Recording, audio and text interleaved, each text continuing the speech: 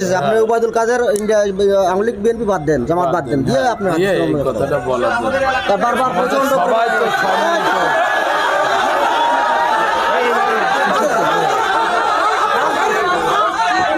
বসেন বসেন বসেন। চেয়ারটা চিরকাল থাকে না, ক্ষমতায় কেউ কাটি করবে না বারবার এখানে। পাইছেন কি আপনারা?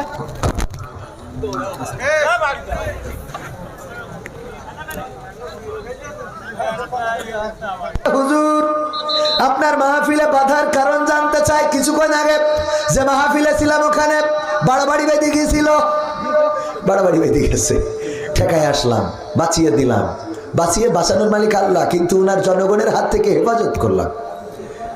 বললাম যে উনি বোঝে নাই, এখনো কয় হুজুর এইটা বলা যাবে না, ওইটা বলা যাবে না। আশ্চর্য ব্যাপার, এখনো এইটা বলা যাবে